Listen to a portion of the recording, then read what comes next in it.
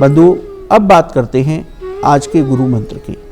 देखिए, आज शनिवार और सावन का महीना पावन चल रहा है। सावन के शनिवार को शास्त्रों में संपत शनिवार कहा जाता है। देखिए, शास्त्र कहते हैं कि सावन के शनिवार में आप भगवान शिव और शनि देव की उपासना करते हैं तो आपकी सभी मनोकामनाएं, सभी संकट समाप्त होते हैं। यदि आपके जीवन में ग्रहों की बाधा चल रही है, आप अपनी कुंडली के ग्रहों से परेशान हैं, आपके ऊपर 7.5 या ढैया चल रही है, तो आप सावन के शनिवार को ये उपाय अवश्य कीजिए। आज महादेव का पंचामृत से अभिषेक कीजिए। महादेव को बेलपत्र के साथ शमी पत्र अवश्य अर्पित कीजिए। शनि देव का तेलाभिषेक कीजिए। शाम को पीपल के पास तेल का दीपक जलाइए। इस दीपक में कुछ काले तिल अवश्य डालिए और वहीं बैठ कर के ओम नमः शिवाय मंत्र की एक माला जप कीजिए। पीपल के सानिध्य में बैठ कर के ही शनि मंत्र की या शनि चालीसा का पाठ कीजिए, तो आपके जीवन से ग्रहों से संबंधित बाधाएं अवश्य दूर होंगी, क्योंकि सावन का शनिवार बेहद खास माना जाता है।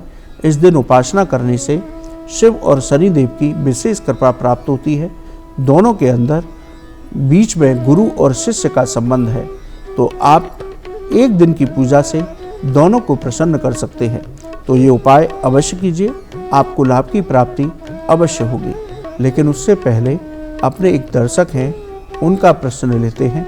बड़ा अच्छा प्रश्न किया है कि किस तारीख पर जन्मी लड़कियां अपनी सास की लाडली बहू बनती हैं। बहुत अच्छा सवाल है। देखिए, अंक शास्त्र के मुताबिक जिन लड़कियों का जन्म 3, 12, 21 और 30 तारीख को होता है, उनका मूलांक 3 बनता है।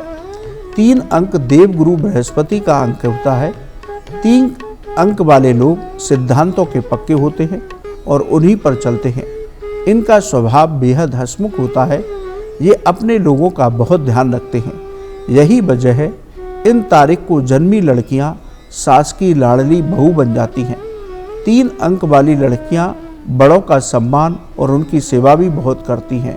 तो बंधुओं, जिन कन्याओं का जन्म का मूलांक 3 बनता है, उनकी सास उनको बहुत प्यार करती है और वो भी अपनी सास का बहुत ध्यान रखती है। दोनों में मैत्री संबंध बना रहता है। बहुत अच्छा सवाल था। यदि आपका भी कोई ज्योतिष और धर्म से संबंधित सवाल हो तो आप हमें ईमेल कीजिए, हम उसे कार्यक्रम में अवश्य शामिल करेंगे। अपने एक दर्शक उनका प्रश्न लेते हैं। उनका प्रश्न है कि घर में सुख शांति समृद्धि बनी रहे, इसके लिए क्या उपाय करना चाहिए। देखिए बंधुओं, यदि आपके घर में छोटी छोटी बातों को लेकर कलेश होती है, घर के लोगों के बीच सामंजस्य नहीं है, घर में सुख शांति नहीं है, तो आप गुरुवार के दिन केले के पौधे की पूजा करें।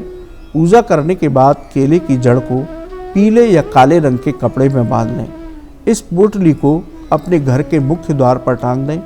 ऐसा करने से घर में भगवान विष्णु की कृपा से सुख शांति आती है। घर में नकारात्मक ऊर्जा नहीं रहती। घर के लोगों के बीच तनाव और मतभेद दूर होते हैं। घर में धन धान्य की वृद्धि होती है। बड़ा अचूक उपाय है, करके देखिए, आपको लाभ की प्राप्ति अवश्य होगी। बंधुओं, आज के लिए इतना ही। कल सुबह पुनः आपसे मुलाकात होगी। यदि आपका ज्योतिष और धर्म से संबंधित कोई भी सवाल हो तो आप हमें ईमेल कीजिए, हम उसे कार्यक्रम में अवश्य शामिल करेंगे। आपका आज का दिन मंगलमय हो, यही हम भगवान से प्रार्थना करते हैं।